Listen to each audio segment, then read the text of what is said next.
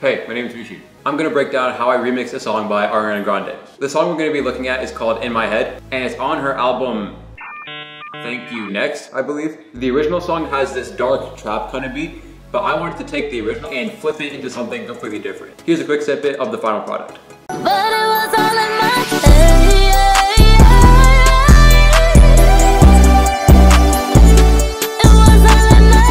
Alright, let's get into it. So first I opened up Serum, which is a popular VST used for EDM, dubstep, those kind of sounds. So I took a stock hypersoft preset and then I played out these chords.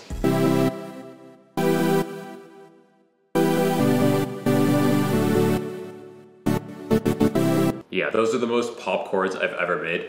So at the beginning when I started this, I wanted to make this a kind of EDM pop song. I was originally trying to do something Zed would do, like in Break Free. Now obviously plans change. So the chords get a little bit boring eventually and I wanted to layer them. So I took these chords and threw them into another VST called Electra X. This is used more for ambient kind of sounds. Nick Mira uses it a lot. And I found an ARP, short for arpeggio.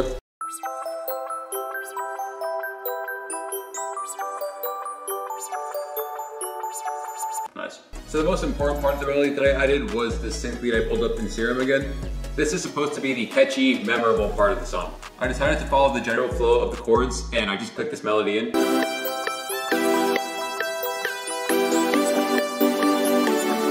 And then the final thing I did was take the bass notes from the chords and copy and paste them into a sub bass I found in Atmosphere.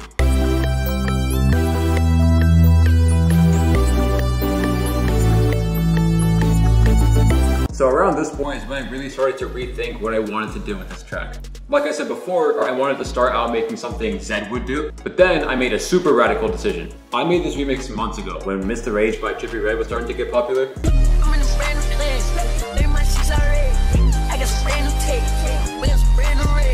So that started this whole wave of like super EDM trap type beats. And I thought to myself, the stupidest and coolest thing I could do would be to put Ariana Grande on a Rage beat. Because I mean, when is she's Ariana Grande. In real life, that's just never gonna happen. So then I decided I was gonna ditch the whole pop plan and throw some trap drums on it. I already had a lot going on with the melody, and Ariana Grande gets pretty elaborate with her vocals. So I knew I wasn't gonna have any sort of room to add complicated drums. So I kept it really simple. I just added a basic two-step hi-hat pattern, then a clap. An 808 is basically a bass sound. The one I'm using sounds like this. So with an 808 pattern, you literally only have two jobs. Maintain the bounce of the beat and stay in key. Producers, tune your 808s, please.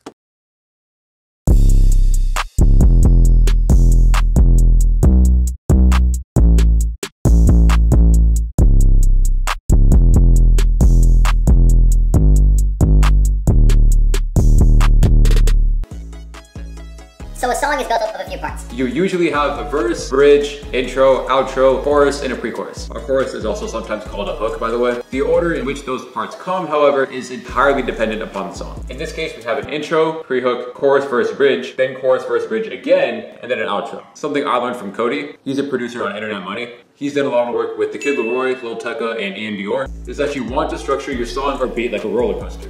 You start the song off with less sounds. Then as you build up to the chorus, you gradually add more sounds. Then once you arrive at the chorus, this is where you have all of your sounds. Then for the verse, some sounds drop out, and then even more for the bridge. Once you're there, you do it all over again. That's what I did here. You'll see for the intro, I start out with just the chords. And then in the pre-hook, I'm adding the sub bass and then the drums. Then in the chorus, the 808 comes in and I have a lot more sounds. Again, this is the peak of the roller coaster. Then the lead and ARP drop out for the verse, so I have just the chords. But we don't want the verse to get too boring. So in the second part right here, the ARP comes back in. Now for the bridge, we have the chords, ARP, and sub bass, and also a clap just to keep the momentum going.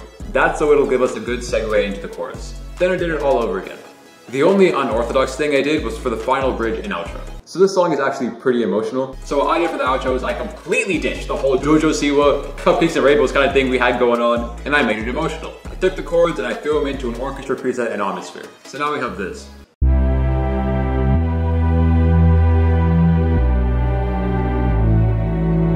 And that's basically it. The last thing I did was go in and add these risers. And I took out drums here and there to add dramatic pauses, like I did here. Alright, so that's the whole remix. I hope you learned something. Make sure to like, comment, subscribe, and share this video with anyone you know. It helps me out a lot.